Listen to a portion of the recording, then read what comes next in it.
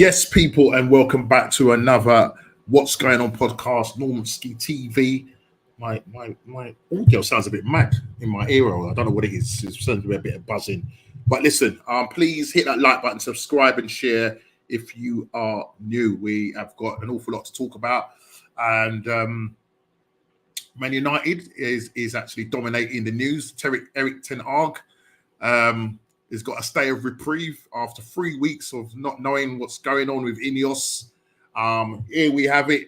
Mr. Erik ten Hag will now be unveiled as the second coming of Pep. No, not really. But no, listen, he's here to stay.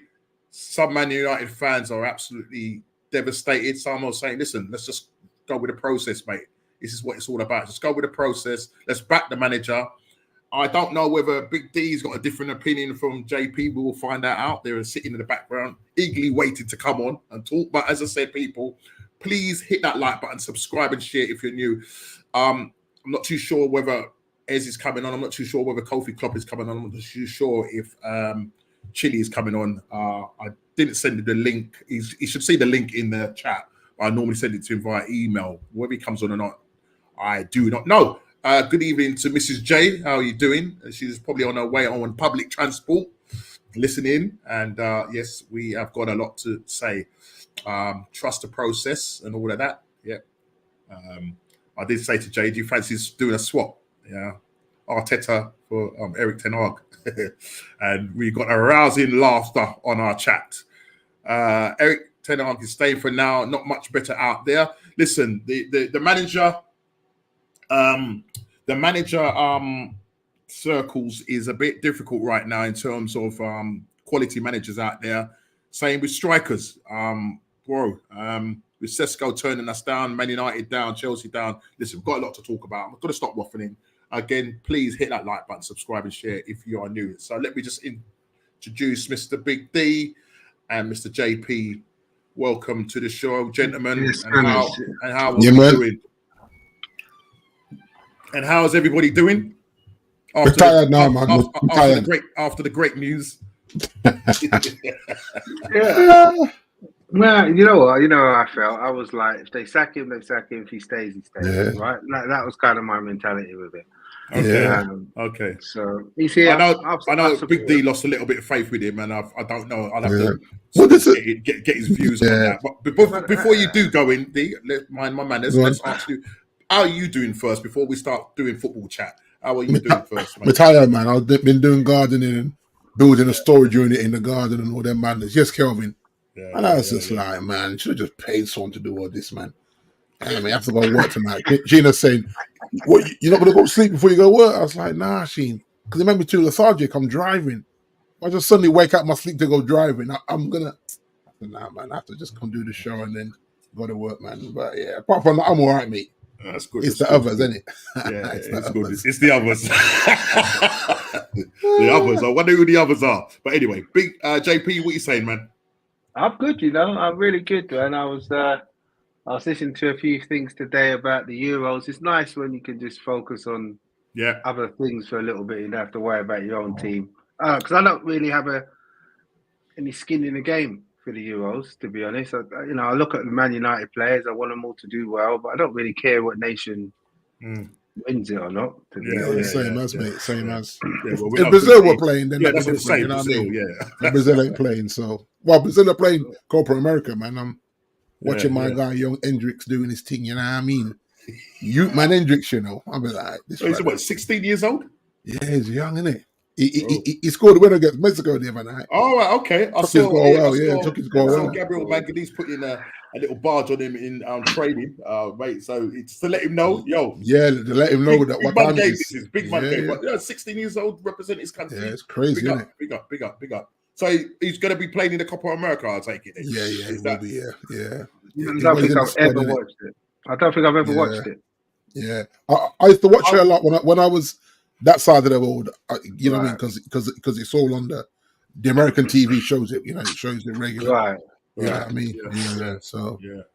Calvin saying Rance won't be pleased as he calls Erik ten Hag a fraud. And I know Rant Saeed. They are absolutely vexed. And then you've got Mark Goldbridge, who's absolutely delighted and at one point calling out the Ineos establishment to say, well, what are these guys doing now? I mean, the way they're treating Erik ten Hag, you know, they should do better. Listen, you know, so he was calling them out. Now, obviously, his take on it might be now changed now in terms of the fact that now they have given him a contract, and I'm assuming that contract will be. Well, they haven't given it to him yet. It's a year's contract left that he's got left.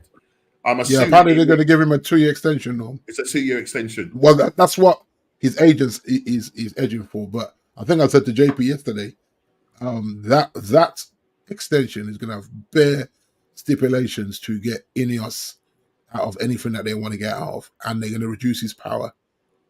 You have to remember, this is a money decision, Jay. Power. I don't think it is, D. I don't. Yeah, it is. We ain't got no money, Jay. I know, okay, but okay. Just before we go into, we're going to touch on that because that is the big news. That is the big news. We are going to touch on that. I mean, obviously, we are going to be talking transfer talk, anything to clear your ins and outs, and that's for all our teams. And I did put in this title: "What's the hold up, Manu?" As Tuchel decides to take a break after talks with Manu. Obviously, now we don't need to worry about that now because Erik ten Hag now is the man. And last thing, apart from any other business, is the English press at it again. We will be tackling that this evening as well. You know, the absolute disgrace, as Arteta would say, disgracia. Yeah, disgrace. So we will go into that, and then any other business. Now, that any other business could, if that means that Ez turns up on the show tonight and he hasn't got his chilies with him, bro, this man, I'm going to make this guy I'm going to make the guy eat free. I'm going to make him eat free chilies because this guy is dodging it. He's been dodging it for weeks, yeah? He was in Mexico. Yeah, he spoke to us in Mexico last week in the live stream. Yeah. I think he's back in England in a nice cold country now. So, bro, Ez, wherever you are, mate, show up, man. You need to be eating them chilies, mate.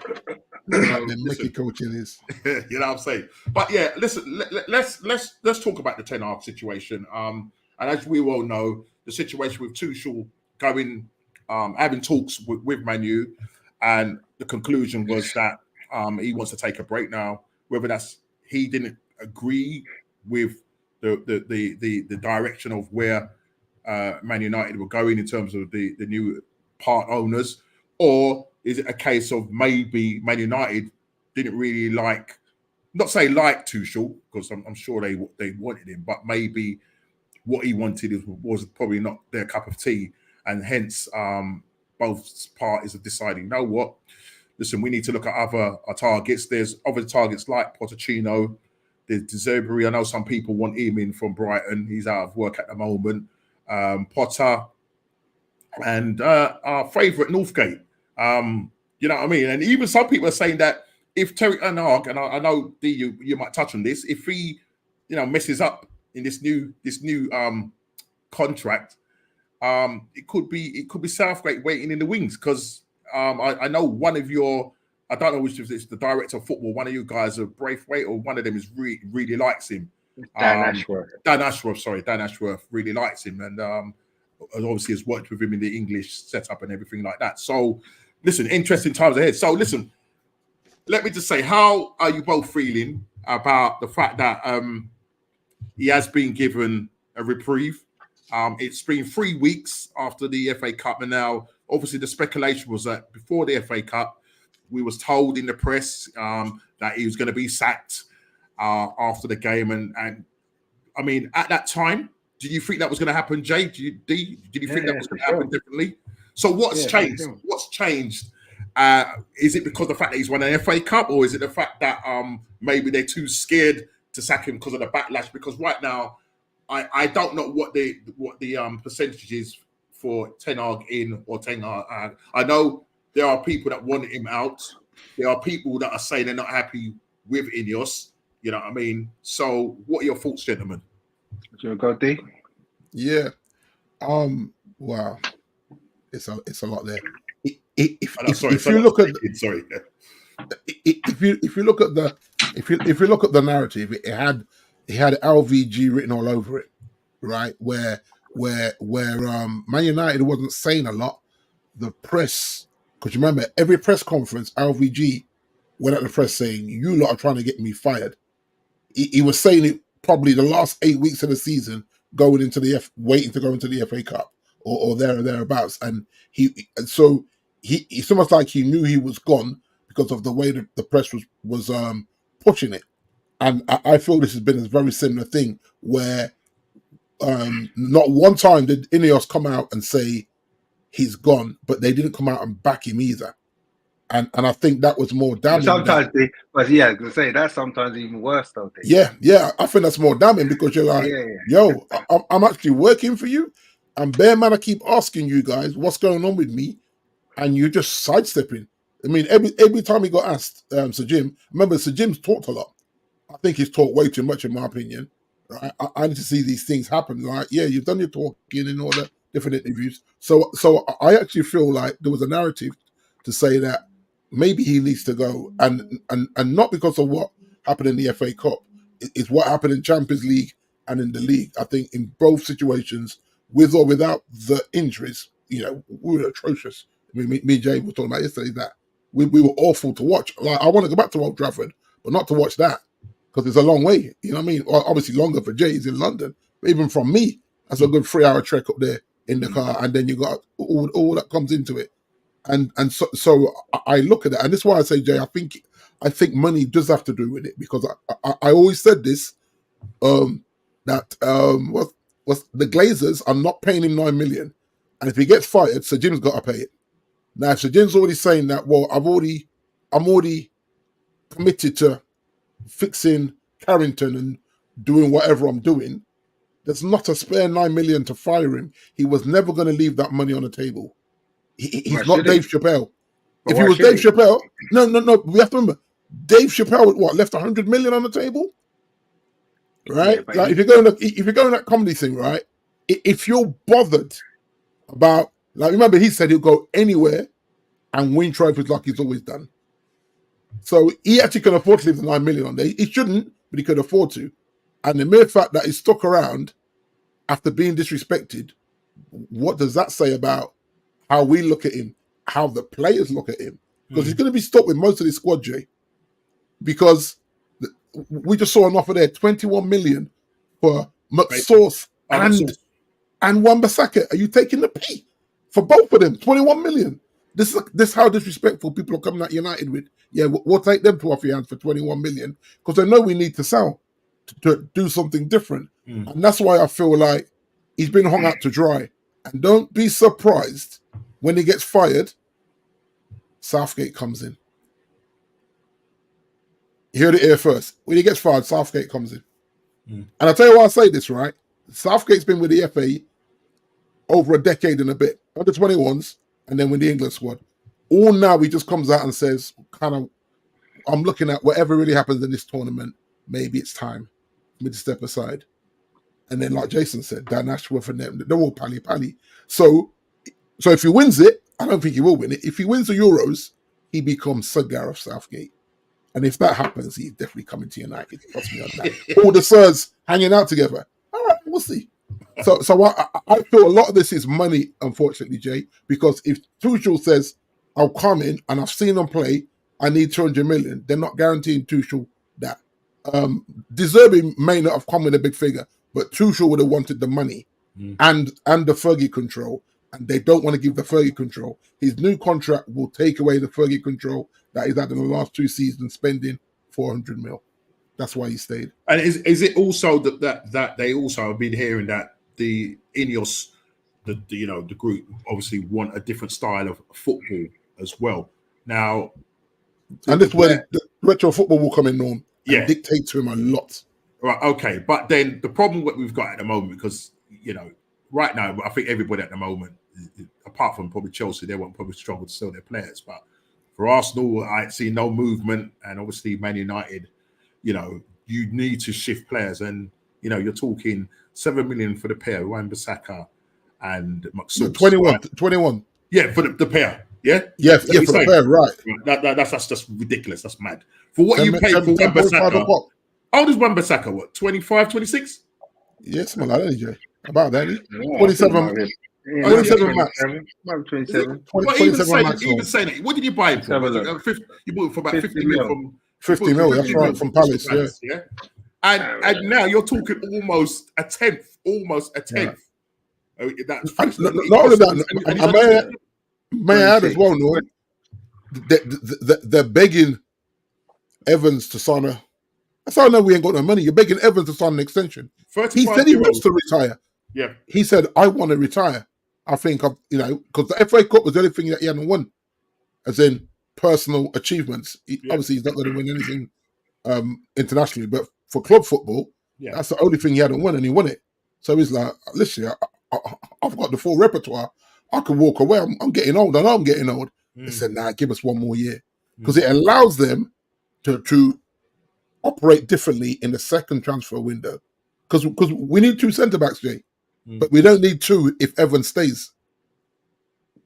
And that's how they're thinking, because Harry ain't going anywhere. Harry's not leaving. Slabhead ain't leaving. Trust me on that. He's not leaving. Well, he only leaves 45 million upwards.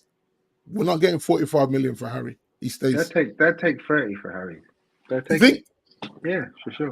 No, because they've got the money. Because 30 gets you what? Who does 30 get you? Get him the guy from market. I'll get him the guy from Nice. From Lille. Right? From Nice. Yeah. Because they're looking at one from Nice and one from Lille, weren't they? Yeah, I'm with you in the camp of I'm not sure Harry Maguire will go. I'd love him to go. So would I. I just don't see it. Otherwise, why beg Evans to stay if Harry's going as well? So I disagree with the money thing, right? Personally, fair enough. Yeah. Because if it's money, then he just stays straight away. You don't start talking to other managers and sounding them out. The reason he's got a job is because they didn't like any of the managers available. They didn't like Tuchel. They didn't like Poch. Because they're both asking for too much, Jay. As in, they want more control than Ennis want to give them. This has been the whole problem. That Wenger and Fergie days are long gone. No one's getting that control at any clubs. Whatever it is, let's say that is the case. I don't know that. But let's say that is the case. Then if they were going to appoint them, they'd have to pay him. So I'm saying it's not money. It's not money why they've kept him. They've kept him because there's not a suitable candidate to replace him with. It can't be money. But Jay, I mean, I know you're playing in terms of devil's advocate, because we don't really know the ins and outs.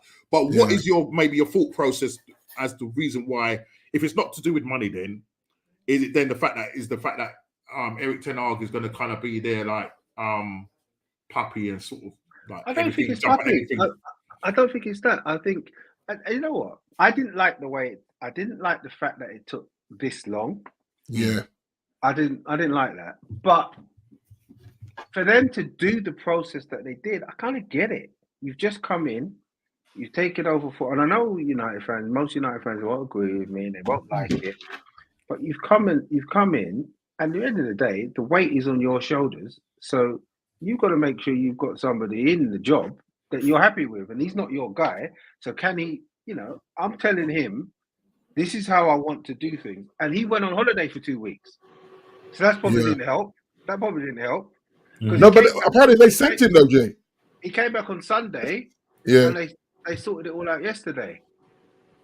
So there was something that Eric said to the I snapshot it, the Daily Telegraph. He said Ten Hag is concerned that if Man United intend to keep him, then the club is already in danger of falling behind in this summer's transfer market, and this will impact their prospects next season. He's already looking for the window's not even open. Yeah, but because no one knew who was going to be the manager, players are like, well, let me know who's going to be in charge before you talk to me. So that's what he's saying. That not everyone's going to be like that. If you're Mbappe, you might be like that. But if you're the centre half from Nice, you don't care. It's Man United. It's Man United you're playing for. Yeah. But I think this process shows though that from when they came in, and clearly they were seeing until the FA Cup. The FA Cup and maybe last 4 games of the season, Jay, where we kind of figured some stuff out by playing Amrabat when he should have been playing. From the Arsenal game. Arsenal, there you go. So you look at that. It's not like they just bought the club now. They've had months to start, like, just saying, right, because you have to remember, they've got rid of everybody that gave Ten Hag the job. They've all gone. Yeah, that's so right. Literally upstairs is all their people, but he's the only factor that is not them. And that's why I think they mugged him off a little bit. I think they mugged him off. But that's why I say that, in my opinion, it's only fair then that you now need to work out, is he right for us? What, 2 years in?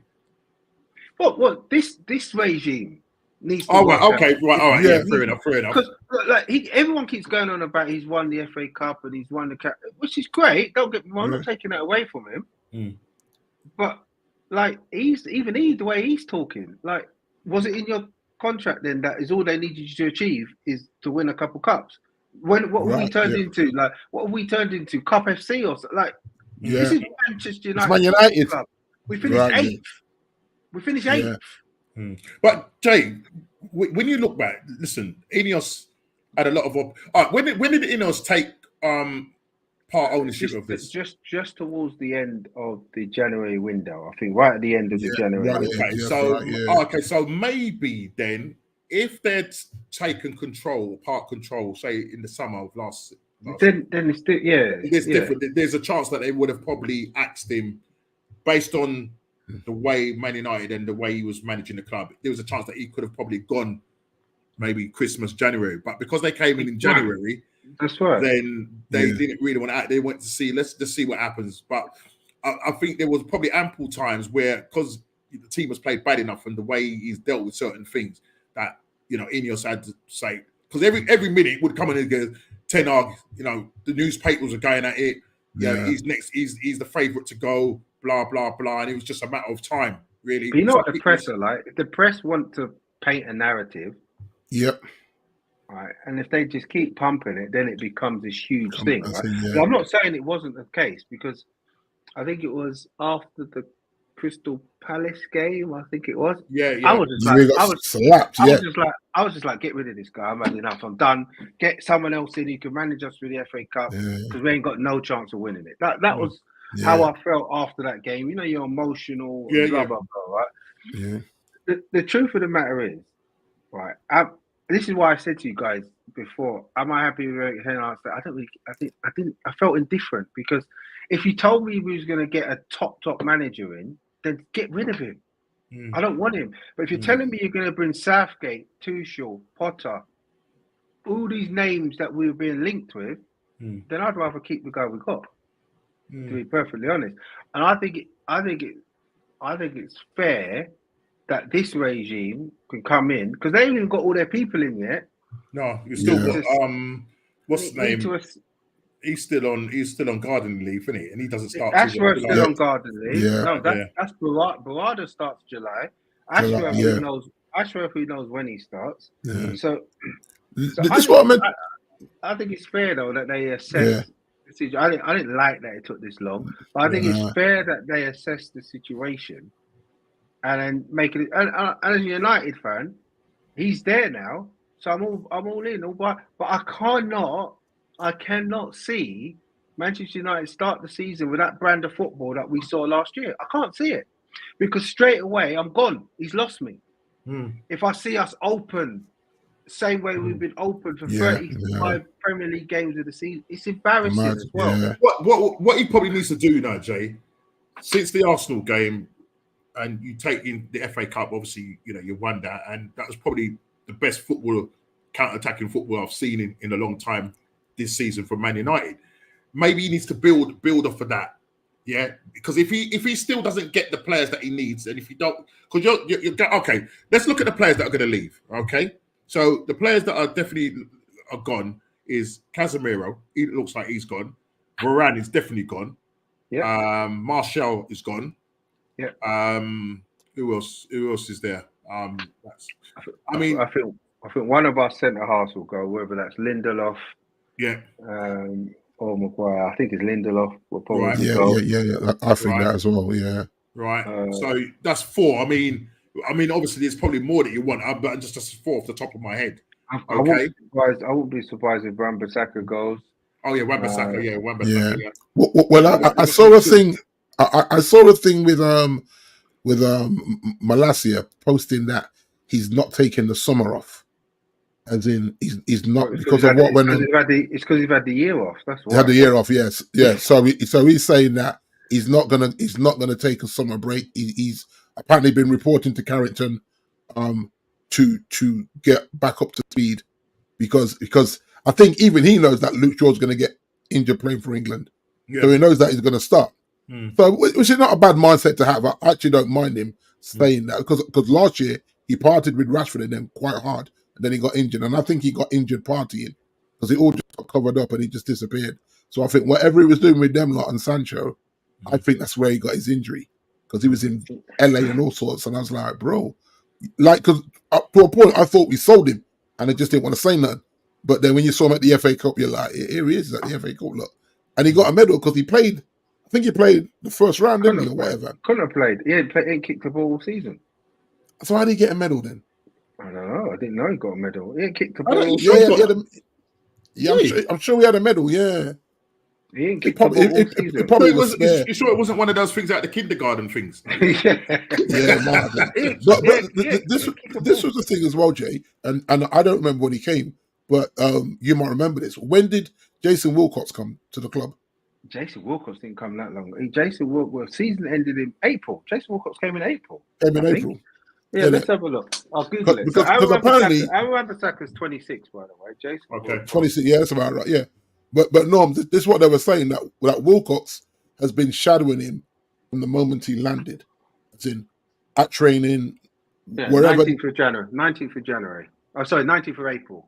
April, right? So since he's been in that 5 weeks, he's been shadowing just to get a vibe of the club, and apparently they even pulled senior players aside because of all the stuff that we were hearing about. He's just falling out with the people. Static, big up yourself, man. Yeah, man. Falling out with the people that he needs to help him win football games, i.e. the senior ones in sense of, you know what I mean? So I think those senior players, your Maguires, your Casemiras, these guys were pulled aside one-on-one. And whatever they said, you know what I mean? They're not going to let us know that. So there was that element of it as well. So I just don't think he needed 3 weeks, Jay, because it allows what it is. It allows the media to just really circus the club, and I would like to actually get some signings done that we don't see in the paper every day. Just get them done that we're just like, rah, we sold him. Or we bought him, but everything is just out in the public. That way we have to pay more. Just get the deals done and then come and tell us. I'm cool with that, not knowing. I don't need to know every aspect of the club. But when it's not Manchester United that puts this stuff out. Someone's leaking it though. Yeah, but it's not for example. But you have to be associated to know, Jay. Yeah, but the stuff of Kieran McKenna, it wasn't Man United that put. It's not Man United that telling the world we're talking to Tuchel. It's not Man United that's telling. No, it's the agents. It's the agents. It's the agents. Yeah, they're not. It's the agents that came out and said, yeah. It's not. They're not what they want people to know that. So, but at the end of the day, I agree with you. I think 3 weeks was a bit much, but like we listen, as United fans, right? If they didn't talk to managers before the FA Cup final, when we heard all those rumours coming, we would be slating them if they sacked him and then just said, "Oh, we don't know what we're doing yet, so we're going to try and find a manager." Like, you got to talk. Like, even if you don't want the, if you're not sure if you want the manager, you're not even sure what you're going to do. You've got to. And Ten Hag should be big enough to understand this is the game. I can't. I finished 8th with minus goal difference. This is the game. They're paying me £9 million. They're paying me £9 million a year. They didn't pay me that for the FA Cup. No. But you see what he told the Daily Telegraph. He's already looking for excuses, saying, "Oh, they're taking too long with this process. Now they're going to hurt the transfer window." So he's already looking. That's what I'm saying. I feel like there's a scapegoat thing where. Whether he feels like he's being scapegoat by them keeping him, but he wasn't going to leave that money on the table. And why should he?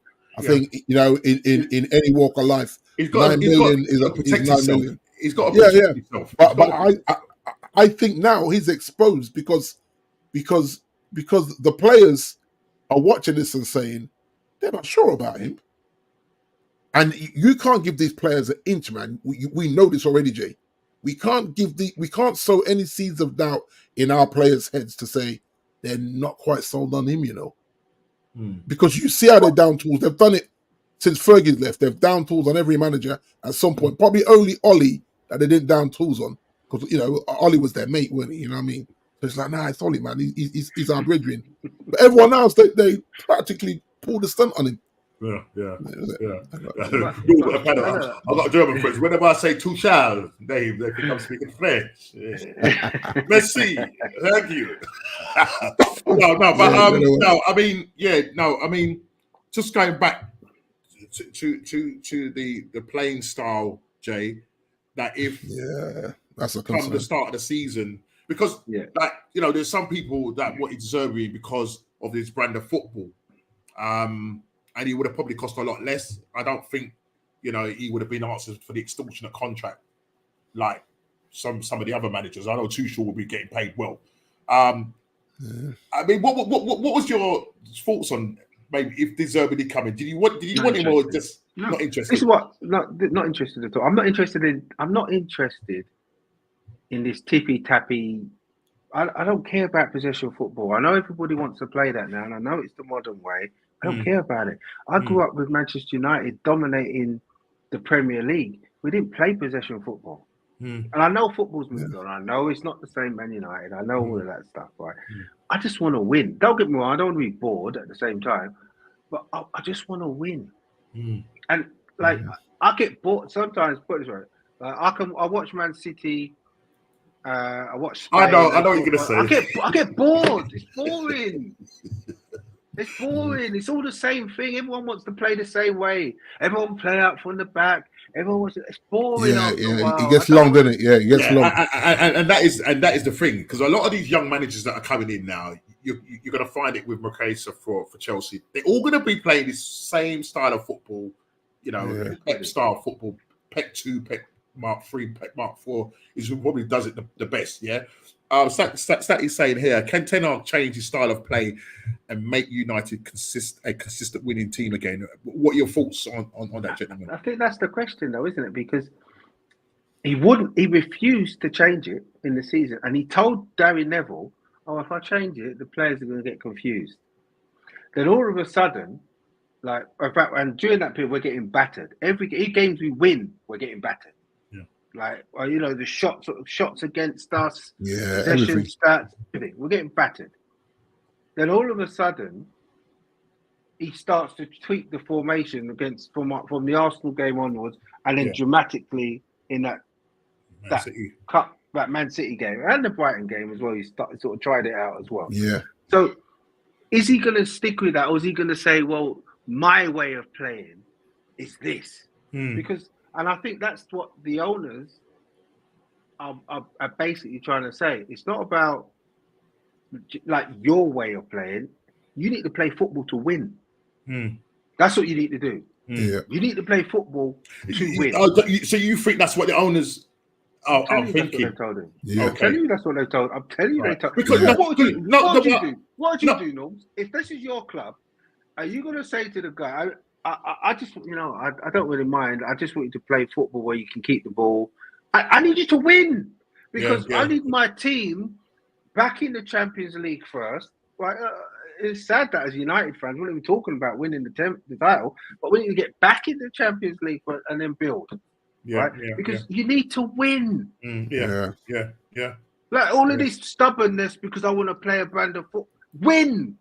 That's what you're being played for. And this is what I'm saying. This is what I feel. That's if you go back to when I think it was because obviously with the Ronaldo situation, obviously all the off-field stuff that was going on, and the fact that he came out and said that the players that you've got can't play the style of football that I want to play, because it's not necessarily it was Ajax ball, the Ajax ball where possession football.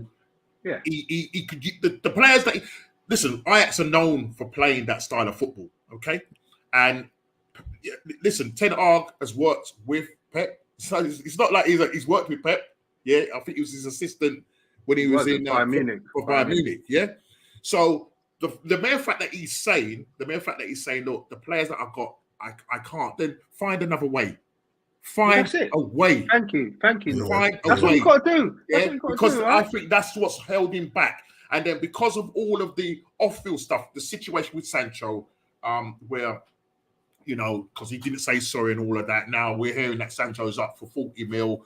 I don't know if he's trying to see if he can stay with Dortmund, but there's all of that. Then you've got Mason Greenwood. I mean, all these players, Sancho, Mason Greenwood, if you had all these players, they're talented footballers, yeah?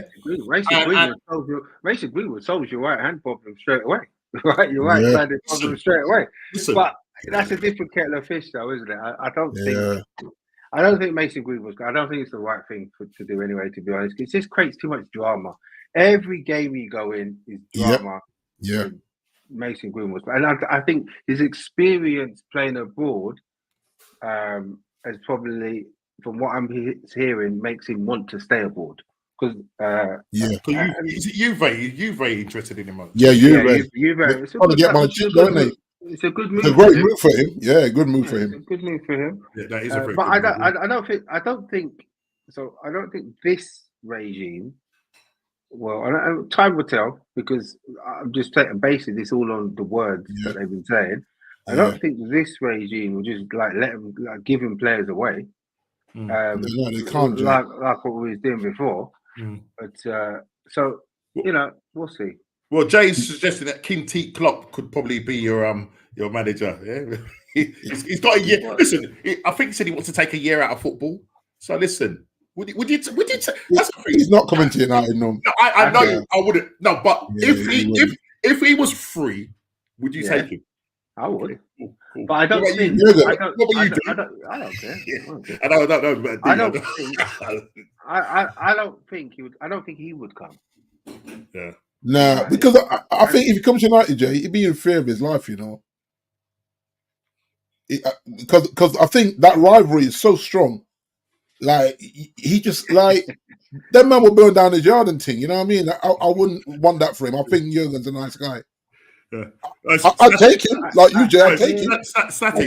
On our personal chat, when we heard that Ten Hag was staying, I said to Jay, "Do you fancy doing a swap?" And we all had a good laugh at that. But listen, he has won 2 trophies. Yeah, but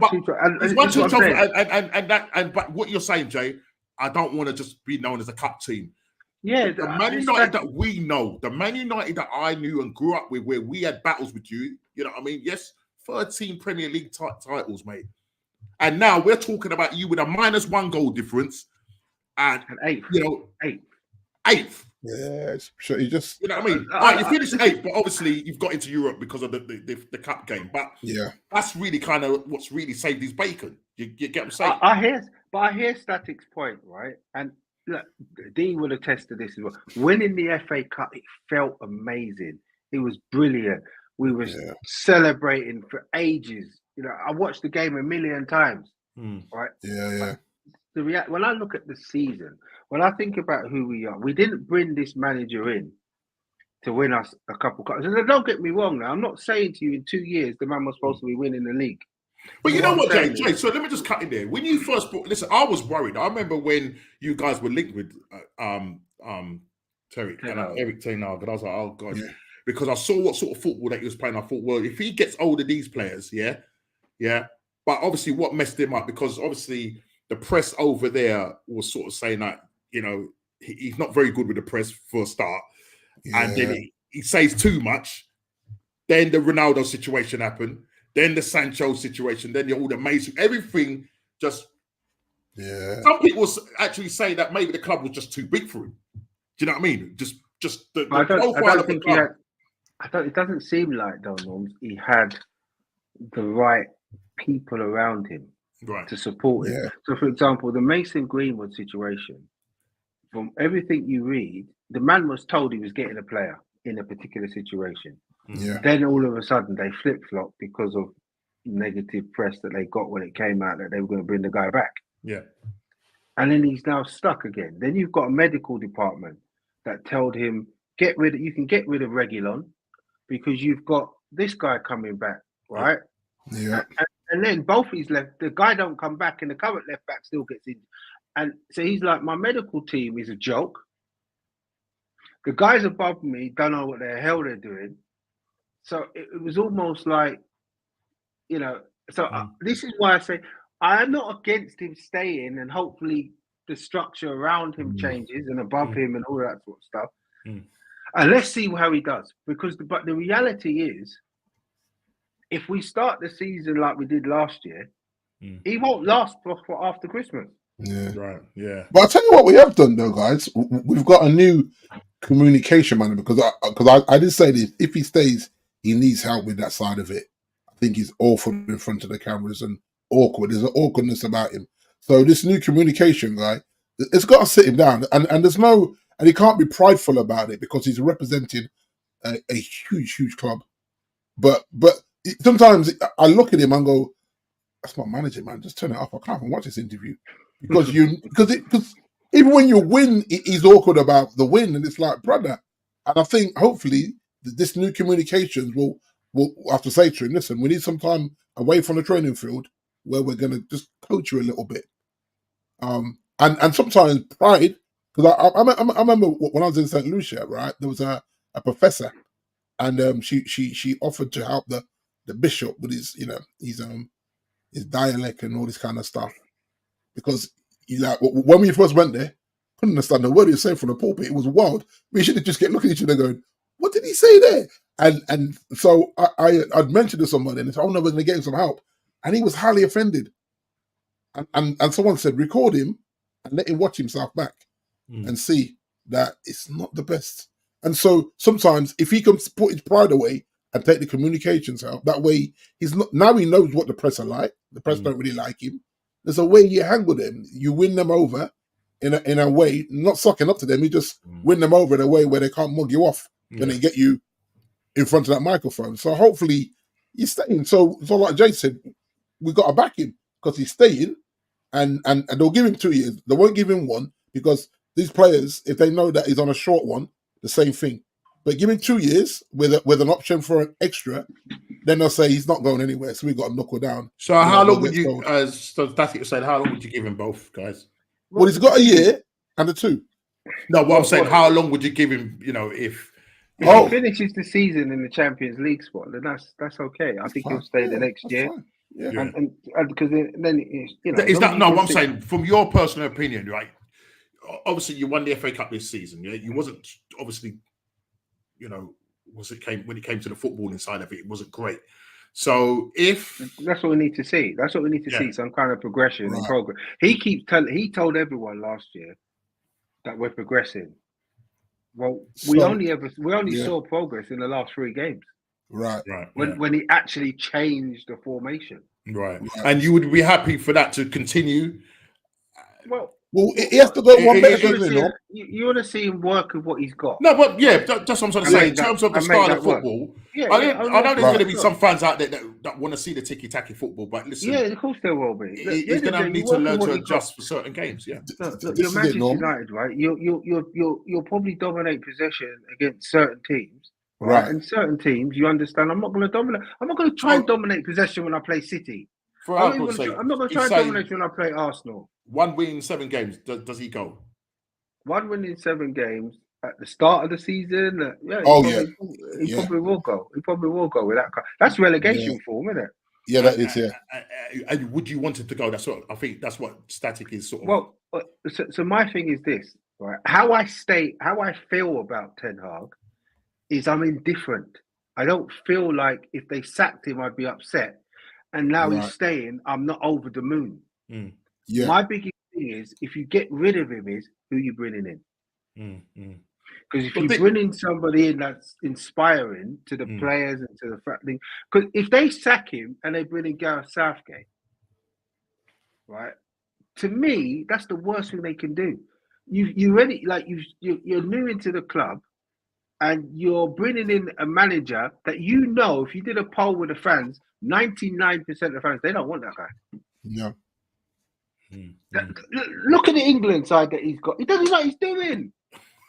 Yeah. We will come on to that England game in a minute. Don't worry about that, mate. Sure. But I mean, D, are you of the same opinion of Jay? Because I know you really got tired of Eric Ten Hag towards. Well, I'd say after. Boy, was it after Christmas? He was kind of like, whoa, like this man. Yeah, because are you happy? Are you happy he's staying, or are you don't really care now? Is it a case of see what happens now, or do you just? For me, definitely see what happens. Like Jay said, if they canned him, I wouldn't have lost not a wink of sleep over that. But then it's like you can't replace him with worse. And the truth is, he won cups because we're always talking about the whole trophy cabinet and the lack of when it comes to Chile. So it's sorry, Chile, if you're in the chat, but that's just a fact. So we can't say he's won. He's brought a trophy back-to-back seasons, and then we bring someone in that's never won anything. That doesn't make any sense either. So if you look at a De Zerbi where everyone says, "Oh, but look what he does with Brighton with no budget," but we're not Brighton, so I don't really care what he does with Brighton in that terms because when you come to the juggernaut, there's no talking about Brighton at Man United. Not being funny, So you look at that and say, if he stays, and this is the progress. If he stays, he has to win the Europa League. He has to finish top 4 because then I'm seeing the progress that. He's done Carabao, he's done FA. We're in Europa, we're not in Champions. Win Europa, top 4. What about his management style and do you know what? It's dealt with personally though, Norms, with that, a lot of that I don't have a problem with it. But I am still maybe I'm an old school football fan, but I believe the manager needs to assert his control. Right. Yeah. Right. Otherwise you've got chaos. Yeah. And if a player thinks he's more powerful than you've lost straight away. Yep. But can I do something Static quickly? And I don't want to misquote you, Static, but I'm pretty sure you're Arteta out. Is that correct? And if you are Arteta out, like just flipping the question that you asked D and I. Are you just Arteta out regardless, or are you only Arteta out if there's an adequate replacement to come in? Where do you, and I'll ask you, Norman, because you can answer the question because that's essentially I think what D and I are trying to say. If you'd have replaced him with all the people that you've listed, and Tuchel included, then I wasn't interested in none of them. Not interested in none of those guys. Taking over, man. Anyone who wants to play wing backs at my car, I don't want to play that stupid formation. No interest in it, right? So I don't. No, I mean, obviously, realistically, you have to have somebody to come in and back up. If there's somebody that I know who has the experience and have won titles for me, and they were available, I'll take them. Simple as. Well, that was it. If Sir Jim had come to the podium and said, "Listen, we are talking to Don Carlo," I hear that. That's like, how we all. Don Carlo, All right. You know what I'm saying? But he never came with that, did he? He never came with someone to have me go, talking to him. Yeah. Ten Hag's gone. Definitely gone if we're talking to him and he wants to come. If you tell me you're talking to Ancelotti, I'm saying, talk to the brother, man. See what.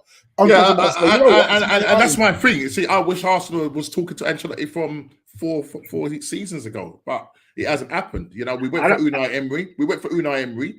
Now, it's that transition period of having Arsene Wenger for he was 21 years in the club. Was it something like that? Yeah, just beyond 40, wasn't he? Yeah, something like that. And to make that transition. Where you've seen the same manager. Listen, for the last 10 years, it was poor in terms of us not winning winning the top flight trophies like the Champions League or the Premier League. And we went barren for 10 years, and then obviously we won during those bad periods. We won an FA Cup, I think 2 on the bounce, and then I think the last one we won was against, I think it was either Aston Villa or Hull. No, was it Aston Villa or Hull? I can't remember. I know there's the one where we didn't stand a chance, and I think that was against Chelsea, and that was when we had Mertesacker playing in there, and we had like injuries galore, but we still ended up winning that game. And I love winning trophies, you know what I mean? And I think, just personally speaking, and this is where my gripe is with Arsenal now, because where Arteta's got this now young side, it's his side now that he's picked, and now he has a squad that he's currently got haven't won anything. So I'm saying, and I keep saying it, let's go for all the trophies. Yes, yeah, we know Man City have got a bigger squad and a deeper squad and all of that, but I feel that we've got good quality players that could have won a Carabao Cup. We could have won an FA Cup. We went out in early rounds of both of those cups. Yeah, same season before. Coming second is not a trophy. I keep saying it. We go again, FC. You know what I mean? I'm used to winning trophies, winning the Premier League, even though it's only 3 Premier Leagues. I've seen it. But Norms, I hear everything you're saying. The football is about winning, right? And I'll be the first to laugh and joke. You don't get nothing for second and all this sort of stuff, right? And I agree with that. But what I would say as a neutral, looking at Arsenal, is I've seen progression. And I've seen Arsenal making steps to actually become a team that will consistently challenge for top honours. Okay. And I think once that's what that's to me the trajectory I'd want to be on. Like United, we've won 2 cups, right? And there's a lot of luck in winning the competition and cups and stuff. And I loved it. I ain't taking nothing away from that. Okay, Jay. What would I rather though? Is the question. Would I rather become a team that wins the odd cup here and there, but actually has got no chance of challenging for the real honours that we as football fans of big clubs want to see our teams challenging for? Yeah. And I feel that Arteta has challenged 2 seasons running now, second twice, and I feel now that he's built a team. I think the only thing that's let us down is our bench. Yeah, because I think if we had a better bench, I feel that we could have probably got it over the line as well. And that's why I'm just saying is that Arteta, I just don't feel can get us over the line. Now, for the period of time that he's at Arsenal, come November of this year, he would have been at Arsenal for 5 seasons, for 5 years. 2019, that's when he took over in just after Unai Emery got sacked. So it was kind of around about the October, November time. And the first game, his first game, he was sitting in the stands. That was when we actually, funny enough, ironically, played Everton and drew with them. I think it was a 0-0. Ancelotti was also sitting in the stands because what's the big guy that plays for Everton? Duncan Ferguson. Yeah, Ferguson. He always seems to come in and right. And as Jay say, we always seems to be the bridesmaid. We never ever get those flowers to say, "Well, let's go on and say I do." Yeah, Your man need to catch the bouquet, mate. Trophy, yeah, I do. Your man need to catch the bouquet. You know what I'm saying? Catch the bouquet. Yeah, but no bouquet. You understand? But here's one for you, Norm, and those in the chat. If you haven't watched it, stick to football. Patrick Vieira. It's a really good watch if you haven't watched it. And sorry, because I did see a little bit. I watched it yesterday. Yeah, it's good. Was that overlap with Roy Keane? Yeah, yeah. Yesterday. It was on yesterday. Yeah. I watched it. Yeah, I watched it yesterday. But his take on current Arsenal, on Invincibles, and all that. It's really good. It's a really good watch. Yeah. And it's quite open without throwing anybody under the bus out. I think he's quite open. Even when Gary Neville's trying to draw him out to just talk the talk, he's being very professional. But he's giving you enough to know how he feels about what went on and his time there, and even the way he assesses Arsenal then against United then. And he was talking about how you guys never went back to back, and that annoyed him. He felt that you had we had the team to do it. I feel we had the team to do it. And he didn't say Wenger overthought it, but you knew that's what he was hinting at. Certain points of the season. He said Wenger didn't have that little dog in him. Yeah,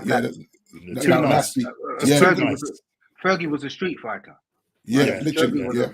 That's why. If you think about it, when I remember when they were comparing Klopp's football when we was in the Champions League, we was playing Dortmund.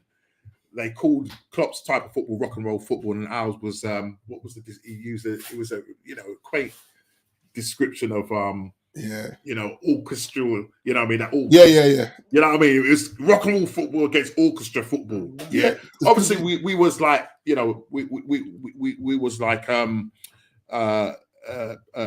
Barcelona B, because the sort of tippy-tap football that they played was fantastic to the eye to watch under Rijkaard, under Pep especially, and we tried to mimic that, but just couldn't do it because even Wenger, because we had big powerful players back in the day, then all of a sudden he changed to then he changed to like minute players like Ashar and that's right, Rosicky and all of that, and and then we was called weak Arsenal, and all of that. We go to Blackburn or we go to Bolton and get kicked all over the place. Bolton used to terrorize you guys. Terrorize us. We was called soft underbellies. You know what I mean? Yeah.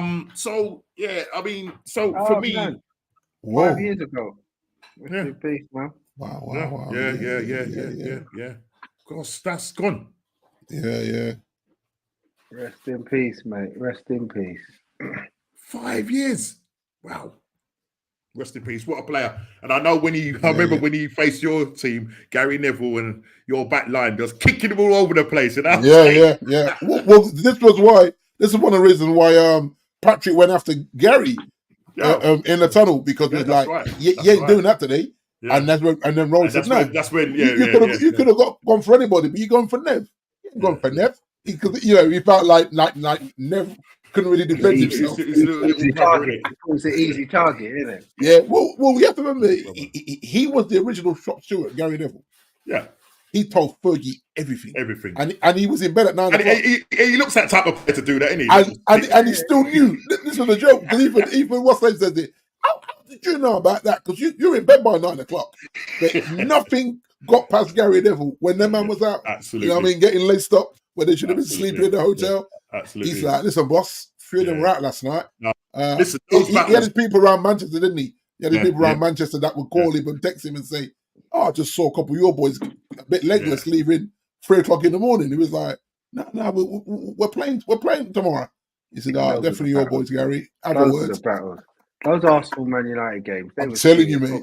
They were serious football games. So, just a quick one. Did you see Big D? I know you're a basketball fan. Did you see Jerry West died today? No, I missed that. Yeah, he died today, man. This was early hours of the morning. Wow. Great Jerry West. I don't follow basketball, so legend. He's actually you see the logo, the NBA logo. Yeah, that's him. That's Jerry West. Oh, yeah. Wow. Yeah, he is the logo, literally. Yeah, wow. Because he's the Lakers guy. That's Jerry West.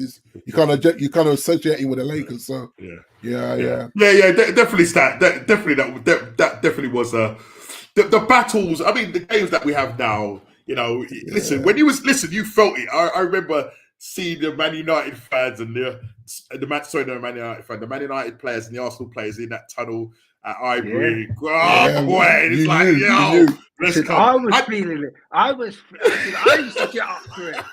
Oh, bro. Listen, watch out, Roy Keane. Silence Vieira, man. You know what the thing about it, right? Because I remember. Do you remember our early chats when we was on not the Man's Den Forever now? We've changed that now to the Man's Den. Yeah. When we used to just go at each other. Oh yeah. It's been intense. Yeah, it used to be intense. Like Harold. I mean, H, man. I won't say what H used to call you guys. Yeah, man. Oh, yeah. It's the thing that came at the other end, yeah? Not man. The other end. It used to be intense. I remember those. I mean, during those periods when we was ready to play, it's like, let's put down our friendship now. Yeah, we need to talk. Yes, you understand? I don't know if you remember, there was a game that I posted on our chat, and just the statics point just there. About the games in the 90s and the 2000s. Remember, I posted some highlights of one of those games, and I said to you guys, look at these tackles And how many red cards? Telling you, man. Yeah. What? It was because even if you NJ, if you watch the 99 thing, and there's a lot of they show a lot of the Arsenal games in that, and it's just flashbacks, man. I remember this game, boy, losing my mind. Pizzagate. I think I went to 2. You see, that's what Vieira and Keane were talking about on. That's right. And they're saying that Vieira said what he loved about those battles, right? Where it's always on the pitch, it was fair. You know, there was nothing behind your back. Keane's coming at him. He's coming at him. Coming at him. He's coming at him. He's not mugging him off. From Arsenal, but really think about it, Arsenal took it off the pitch, and Arsenal took it into the tunnel. That's right. Arsenal were the ones that were going at our play. Like Vieira chased. Gary Neville was just warming up. That's right. Chasing down the tunnel. To grip him up and let him know. I remember that. I remember that. Fabregas is throwing pizzas at Sir Alex. How dare you? How dare you? Yes. That's not on the football pitch. That's making it all petty and personal. The rivalry was because it's funny with that, right? Because they even said, did Arteta encourage that? And they said, no, not Arteta. Did Wenger encourage that? And he said, no, it's me. He said, it was me. So he said that he just went rogue. Vieira said he went rogue. He said Wenger wasn't like that. Fergie was a street fighter. Fergie would have encouraged them to probably do stuff like that. But Patrick just said, listen, man, I said, I've had enough of Gary Neville. I hated Gary Neville. And Gary's he's still happy now. He said, no, back then I'm talking, man. It was funny. I've got to watch the rest. I've got to watch the rest of it. I've got to watch the rest of it. But I remember when Roy Keane and they had a documentary. They did a thing where they sat down. Do you remember that? Yeah, I remember that. That was good. And they picked their combined 11. That was funny. Picking their combined 11. They talked about their battles and it's nice that they can come back and respect each other and our friends. Do you know what I mean? Because they knew, both of them knew that they were great footballers, they were great battlers, and you do it. It's like if you get in a ring, like Jay, say me and you get in the ring, boxing ring, and I'm running off my mouth or whatever, and you come and you're not coming to really fight. You would respect me more if I came to fight rather than come in the ring and say, I would rather just get knocked down and get the money. You find that, and I'm sorry, guys, but you find that a lot now with the footballers now these days. Yeah, they're just there for the money, not there for the real battle. You know what I mean? And I just hope that we get back to that. Arsenal and Man United get to that level. Do you know what I mean? Because we've dropped an awful lot. Even if you look at that as well, Norm, Gary Neville was saying that Fergie had so much respect for the way Arsenal played football that he always tweaked the team for the Arsenal game. It's never the team that everyone else that they were playing, there was a certain way, but for Arsenal, he just tweaked the midfield. Yeah.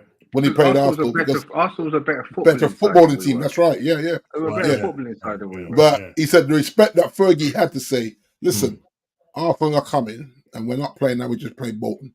This is what we're doing, and he'll switch it up, and everyone be like, "Yeah, man, it's Arsenal." And no one found no way that they switch it up, and you might even get left out in that switch up because he needs to go. You know what I mean? He needs to man mark somebody, and you know how he used to bring on Park Sung to just man mark a man, all that kind of madness. You know what I mean? And he'd switch it up in midfield, and you were saying that Gary Neville was saying to Vieira that. Yeah, man, he respected Wenger, man, because he knew Wenger was going to come with a game plan to keep the ball. But he said that United were always going to come physical, and not even nasty physical, but just because he said that Arsenal were big at the time. Before you guys went small, you were a big side. Manuel Petit and all them man in there. Listen, them mate, bro, we had a midfield there, man. We had a midfield. But look, I hope those times do come back, and I hope to God that with Eric Ten Hag, back in charge, Jay and D, that he will turn it around next season and find a way with the players, because we don't know who's coming in. They're talking about transfers. We might as well move on to that. And Static was saying here, with regards to Sesko, listen, the striker thing right now, pool is quite limited at the moment. Sesko deciding to turn Man United, well, turn Arsenal down, Man United and Chelsea. Those are the 3 players. I know Chelsea were looking at him for 2 seasons ago. Did you want him? Did you want him? No. The reason why is because I didn't want another project striker. Yeah. And now there was talk that if he did come in, he could probably come in as a second striker behind Kai Havertz, because the way it was looking like he would start on the bench. I think if we got Sesko, he wouldn't start in front of Kai. He would be starting on the bench. And I think his buyout clause was between 45 and 50 mil. I think that was what his buyout clause is. Yeah. Listen, his best kind of season when he joins Leipzig, I think it was last season. I think he joined Leipzig and he scored 14 goals, and that was off the bench and plays in obviously the German league. 21, 6'4", very reminiscent of Haaland, and they even say that he's following the same path with Haaland. Like, because when Man City wanted him, there was loads of teams. Like before he went to Man City, wanted Haaland. He said, "No, I'm just going to apply my trade one more season." So I be last week of basically giving him an extension on his contract, and then he says he wants to develop and grow with them, and we'll probably see what happens. Obviously, now the buyout clause now will be non-functional now because they've given him a new contract, so that won't actually appear in his contract. But you can bet your bottom dollar if he does well next season, and depending on how long his contract is, he's definitely, his money's going to go. Because he plays for Slovenia. I think he's Slovenian. So I think that's who he plays for. So, as a national team. So I want to kind of keep a little eye out on him, even though he's decided to stay. But the striker market is tough. So I don't know where Arsenal are going to turn their interest to. You've got Isak, you've got who's the other fella? Gyökeres from Sporting Lisbon. They're going to cost too much money. Arsenal they're looking at that Zertsky guy, and I think Man United are interested in him. He plays for Bologna, and he's got like a 35 million buyout clause, and that's euros. And I think he scored 11 goals for Bologna. So he would be coming in. I think he's 23 or 24. So if you do get him, he's going to probably come in along Højlund. Arsenal, we obviously have lost interest now in Ivan Toney, which at the time we were shaking our butts for him, after he came up from his ban now, and I know D, and especially What's D, his I price? know D. What's his price? Who's that, Ivan? Yeah, it's high. I don't know. No, I don't know, because they dropped it, because I remember initially. But he's got a year left, and yeah, he's got a year 1 year left. Brentford at the time was asking. Can't be high, Jay. Yeah, Brentford was asking at the time. There's some ridiculous price, and Arsenal, I think in the January transfer there was this talk of 80 mil, but apparently he's dropped down to about 40 mil or something like that. Yeah, that's what I heard about. Between 40 and 50. I will still go for him. Absolutely, we'll still go for him. But yeah, and then you got that guy from Feyenoord. Is it Jimenez? A Mexican. I think he's of Argentinian thing. He scored 23 goals for Feyenoord. 20. It's not where Jose's gone, right? No, Jose's gone. He's gone to Fenerbahce. Oh no, Fenerbahce, isn't it? Fenerbahce. Yeah. I'm getting mixed up there. Sorry, my bad. What's this? Normski panel. Sadly, I'm going to see this again next season. Arteta. Okay, Eric, I bet 1-0 or 2-0, and I won't embarrass you any further, Eric, or Mikhail. I guarantee you, boys. Right. What's this? Let's go to change the subject. Back, truthfully, from what I've seen, he's okay, but definitely not ready to move abroad. Yeah, I mean, look, he's 21, 14 goals. That's not bad. But my thing is that I don't want a project. I want somebody that's ready-made to come in, hit the ground running, and preferably that would be somebody in the Premier League. So at the moment, I don't know where we're going to turn our attentions to. Too many nice players at Arsenal. Static saying Breaking Zerk is going to join AC Milan. Yeah, I did see that. Is it? Yeah, I did see that. That Ace. Contract with them. I know Man United are looking at him, but I think he'll probably go to AC Milan. Again, not my cup of tea. 40 to 60 mil for Tony now. See, I'll take that. I'll take that all day long. And him and his Mexican striker, far annoyed. That's right. We need players for right now. Absolutely right, Static. We need players for right now. But I don't know. If you can get Tony for 40 million, that's a good deal. Yeah. But I just don't. I just think I don't know. It's just sometimes this fan base. You know what I mean? When it's popular. You know what I mean? Everybody's like, whatever. Then as soon as, obviously, somebody comes out and puts something else, and then there's some new little young, guy comes on the scene. It's like, forget about thingy. And then, you know what I mean? It was just flipping, flopping all over the place. Because, I mean, what happened back in January when he was popular, and then all of a sudden now he's not good enough? I'll take Ivan Toney all day long. But even if you look at that supporting cast, like those front three of Ivan, Wizard, and Mbowe, is it Mbowe? Mbomo. Like them three are a handful together, and so I'll be shocked if no one looks at poaching one of those three in any of those that are top six. You know what I mean? In that sense. Yeah. Well, we'll see. We'll see how Ivan Toney gets on in the Euros. He'll be in the shop window in Bremo. Yeah, he'll be in the shop window. So we'll see how he gets on. I can't see him playing much, Not. Carl, but if he does get his chance, let's see what happens. I know it's going to be Harry Kane at the end of the day. So yeah. And talking of England, listen, England. Yes, the press is out again. Yeah, let's talk about that. England is a friendly, in preparation for them. Listen, you look at that friendly, and I watched it. I didn't watch the full game, but from what I saw, it wasn't brilliant. There was a lot of missed chances. And to be honest, Iceland, even though they played with a low block, England couldn't break them down. Okay? Couldn't break them down. And they ended up losing the game 1-0. Now, Aaron Ramsey should have done better. Someone was saying that maybe because of the way the ball was struck, because he beat him at his near post, and maybe the defenders was unsighting, his view in terms of, him trying to save the ball. So he ends up Iceland winning that game 1-0, and obviously the press weren't too happy with England. They decided that they were going to have a go at England, and I'm absolutely appalled by this, and obviously I had to share it with you guys, and I'm going to share the pictures again, as you can see. This is just not on. This is just not on. All right. Saka played for 25 minutes. He came on for 25 minutes. Okay. I think he replaced Anthony Gordon. All right. So he comes on for 25 minutes. Didn't really think he didn't put a foot wrong in the sense of whatever. I mean, most of the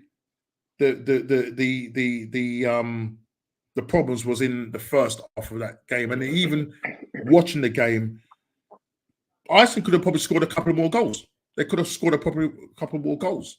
The goal that they did, England did concede. Foden gave it away. Rice didn't do himself any favors.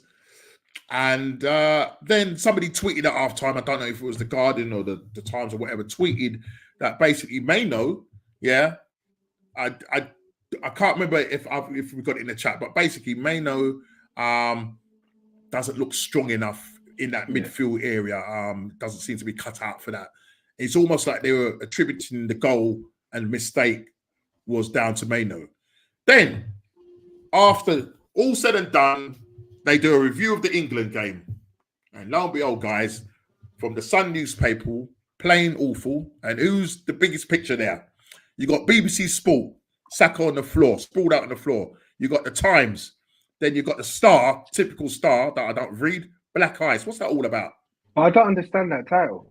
I don't get it. No, I don't know. I just don't get it.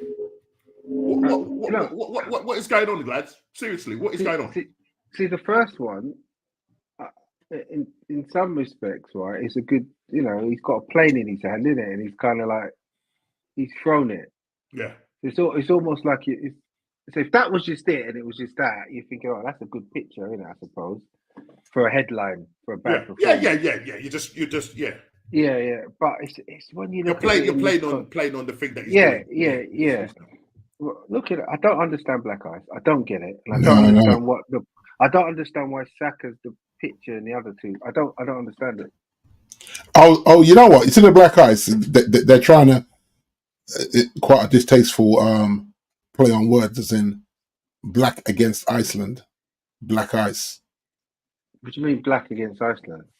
Because they're trying to blame the black players for the performance. So they think they're being smart with the Black Ice, like the blacks against Iceland didn't do it or whatever. That's only if I can think. Otherwise, it don't make any sense.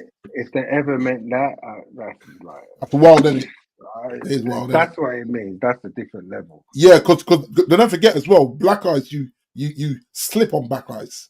So they're saying they slipped up on Black Ice against Iceland. Yeah. But what I'm trying to say, they've done that. Yeah, there's all these different connotations. Yeah. And metaphors. Exactly, Norms. Exactly, Norms. On it, it's dangerous. Yeah, and we lost against Iceland. But then obviously there's a bigger picture of John Stones. All right, and then around the picture is Saka inserted where it says Black Ice. Right. Yeah. So so they're indirectly saying that these black players allowed us to slip on Black Ice against Iceland. It's however way you want to cut it, it's an absolute disgusting. Who was the guy? You have to remember the chief editor signs off on this nonsense as well, Norm. So the people that write these stories don't just write them and then get them printed. The chief person at the Star says, run with that. He runs it by him, whether it by email or whatever. He looks at it and it goes to press. Well, right. It's shocking stuff. It's shocking, yeah. So even the person that wrote it didn't have the power to put it on the back page. It's whatever the chief editor is for the paper that give that the nod to go on the back page or front page. Okay. From static, it goes, the Black Ice is actually a term Ashley Cole said when he was defending a huge fight between racist Terry and Rio Ferdinand. That was over 10 years ago. Wow. Was it? I didn't know that. Can't remember that, you know. So I remember the situation. I remember the situation. I remember the situation with Anton when it was West Ham. Because apparently he's still in his feelings that they didn't speak to him. John Terry. He said, "Oh, I've reached out to both Anton and Rio, and they won't entertain me." Like, bro. I wonder why. But he's trying to play the victim now. All these years later, he's trying to play the victim. It's like that's it. QPR, sorry, it wasn't West Ham. Yeah, QPR, sorry. Yeah, that's it. Yeah. I remember, yeah, because Anton played for West Ham. It was QPR. I remember that day. Yeah, because what they had to do, they had to go and get was it somebody to do the lip reading thing in it to see what he actually said. Yeah. You know what I mean? Yeah. And he said it because I remember they when they did a documentary and they did a documentary with Anton. He really was upset about the whole thing and said it really affected the whole situation that happened. It really did affect him and his family and stuff like that. And yeah, it was mad. That was the year that QPR got relegated as well. But yeah, I mean, and then see what happens now is that it's like these guys, well, especially Saka in this case, is made the scapegoat.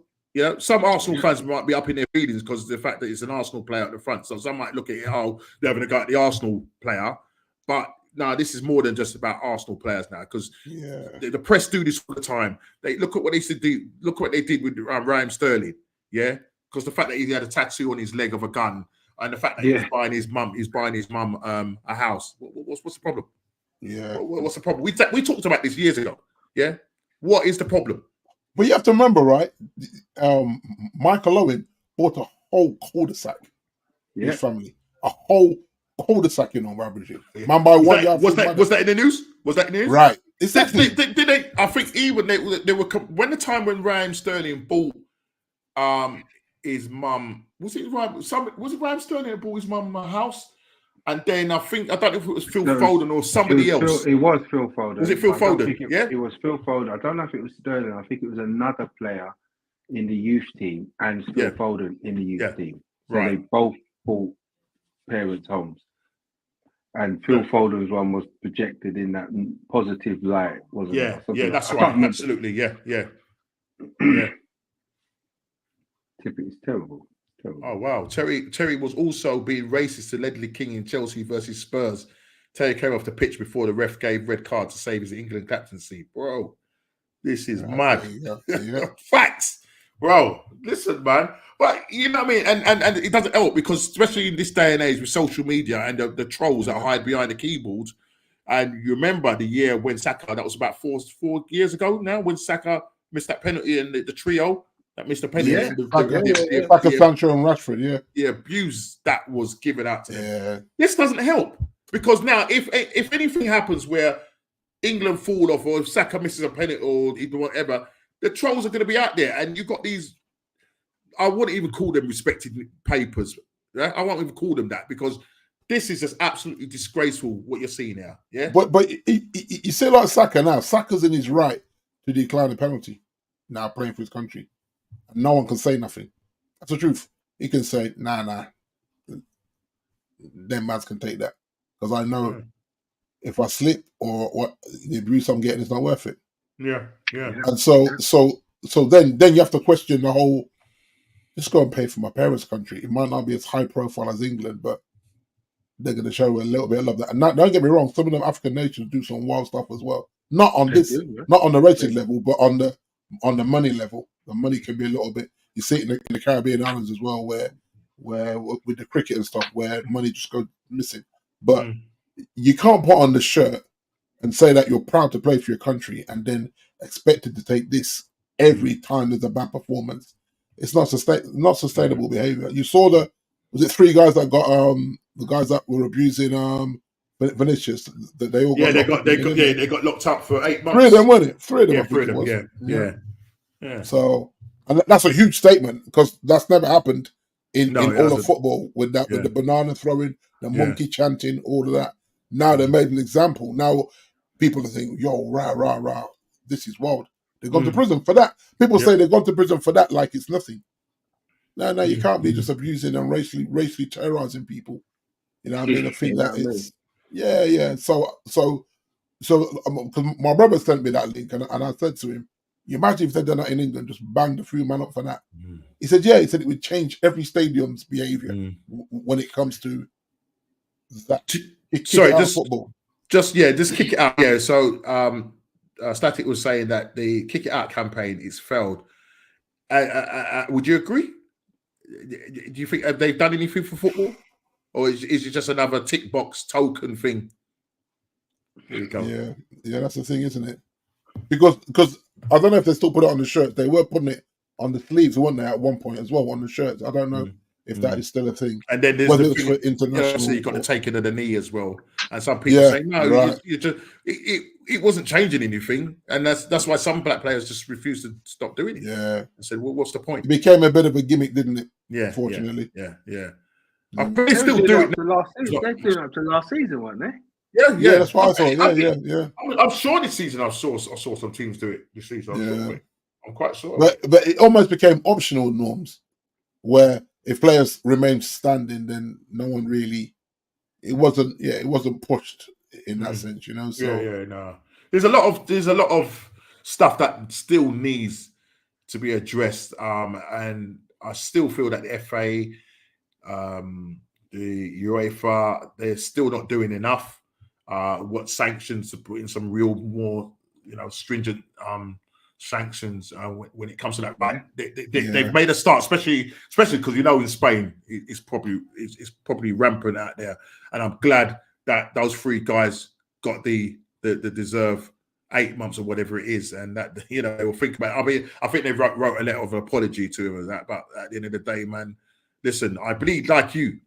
Might be a different color, but I bleed like you. And these guys, all they want to do is just come and play football, Do you know what I mean? We're not here to be cussing, whatever. You know what I mean? And it just amazes me, you know, that you've got fans out there that are still thinking like this. Do you know what I mean? Yeah. And you see it now. I mean, I don't know, Jay, if your son plays football and you go grassroots football and whatever. I don't know whether you've experienced it, you know, especially when you go into certain parts of the country. And when man is twisting up people, and then you're thinking, yo, hang on a minute, I thought we was friends. I mean, is that coming out your mouth? Like, you know what I mean? And my boy is my boy don't play football, you know. Okay. He's not a football head. In fact, I know yeah. All right, okay. He'll come up to, like, we won the FA Cup. He said, okay, Dad, you just won the FA Cup, innit? Like, yes, son. Like, he won't watch it with me. Yeah. He's on that, is that, innit? Yeah. You know that once, yeah. But that's how he knows with the players. We are coming down. Is there any other business apart from the fact that we are hunting down Ez, and week after week we will be calling him out because he has to take that challenge, that forfeit of nyamming those hot chilies. So if you're listening, Ez, or you're watching this on replay, mate, we're coming for you. So listen, I don't care, season start or not, you're gonna nyam them chilies. I actually think Ez has got some general anxiety about doing this live, you know. I think there's some anxiety that's kicked in there, boy, because boy, it's like, I think it's just bobbing and weaving. We told him, because this is this season and the season before. The season before, 2 on the bounce now. Yeah, the predictions, he's lost 2 on the bounce. So he needs to come correct and face up to his punishment. You know what I mean? He has to face up to his punishment. Big up to you, Static, man. Big up to other those, Calvin, Jay, other people in the chat watching it. Yeah, please, before you leave, hit the like button, subscribe, and share if you're new. Listen, we know next week something else is going to come out. We know, guarantee. Yeah. When it comes to the transfer window, it is very slow at the moment. It is absolutely slow. And you have to just quickly on me. You have to wonder how much buying money is actually in the market in general. Yeah, it feels like there's a lot of caution there where people are trying to be cheeky with the prices, and the clubs are like, I think to sell. Especially the English clubs. I think the English clubs are all teetering around the FFP. So yeah, for sure. That is the problem. But I think just before we go, do you think we will see more ins and outs or outs and ins? What is it? I don't know. It's a difficult one. Yeah, I mean, for us though, Jay, I think we have to. Obviously, we've got rid of some wage bills. We've got rid of some huge wages. Martial and Varane, both of them were on P's. So just those two alone, you're freeing up wages. But in terms of actual transfer kitty, they still reckon we're about 40 mil, Jay, which this is before we sell. So for us, we've got to move some. We've got to move some on to create. Just say to create 150 million kitty, we've got to move on at least 5 players. Yeah, which is a tall order. If we go back to our history in recent time, we've not been good at moving these players on. I mean, they're saying that Sancho and Greenwood probably be the two that look like we can move them on, because they're saying that Juve is quite advanced now with Greenwood, and apparently he's happy with his personal terms. So it's more about the fee between United and them now, because he's done his personal stuff. The medical, he's kept himself in great condition. I don't think he got injured this season playing over there. So he's straight. He's going to go into a medical, hopefully fly through that. And like you say, Jason, 35, 40 mil, I think you just have to take that money. I think it's not horrendous. And he never cost us anything. He's only got a year left. 1 year. That's right. Yeah. Yeah, so that'd be good. That'd be good if you get that kind of money. And then for the Sancho deal, I think that's a harder deal, Norm. That's going to be hard. I was thinking that, because of the wages. He's played well though. So just quickly, guys, right away from the transfers, then predictions, Euro predictions. Where do you sit? Who's going to win, Norms? I've still got France. Yeah, that's why. I was torn between France and Belgium. Right. Belgium, I got Belgium in the sweepstake at work. I bet. Okay. Yeah. I've got Austria as a wild card in the streets here. I've got Austria. Yeah, which is kind of. Yeah, I think England won't win. You never know. They're actually predicting England to finish third again. Yeah, and this is why Gareth said he'll walk away. Yeah, they ain't winning. But if he wins it, he gets knighted. And if he gets knighted, I'm scared, Jay. I think France. I think France or Portugal. Even Portugal look good. What about Germany? Portugal stats. What about Germany? Germany. Nah. Yeah. If you look at squads, though. I mean, Germany have been doing quite well under who's the manager? Who's Germany's manager? It's the guy who was at Bayern. Who Bayern wanted him back, isn't it? Not Flick. No. He was at Leipzig. Oh no, it's not. Yeah, I know you're talking about Nagelsmann. Nagelsmann. Julian. Yeah, man like Julian. You know. Yeah. But since he's gone there, Germany haven't done too bad. Since he's taken over, do you know what I mean? They've turned it around. Because it was Hansi Flick. Under Hansi Flick, they were dropped off a bit. Yeah. But if you look at squad depth, it's got to be Portugal, you know. If you look at squad depth. Portugal. I've got Portugal and France. Yeah. I think they can meet in the final as well. Portugal the France. Yeah, because I think France and England are in the same half. But if you look at Yeah, if no doubt we'll be following that, so we can have our assessment and see, because the first game kicks off on, is it the 14th? Friday, Friday. First game. Be looking at, and that's Germany and. It's Germany and I put all of them in my phone the other day. You know, Germany and Scotland. Oh wow! I actually forgot Scotland was there. You know, that's fun. Oh wow! Oh wow! That's a bit of an anticlimax for an opener, isn't it? Oh wow! Will I be watching that? Oh, yeah, I'm going to be watching Kai Havertz. Wow! I'm saying he's going to. You know, that's maybe why I don't know if they're going to win, because they're reliant on goals. Yeah, can he score enough? Can he score enough goals to win? Germany. This is the problem. The truth is, England women's manager is more decisive than Southgate. And on that note, people, guys, please hit the like button, subscribe, and share if you're new. We're out of here. Take care and see you.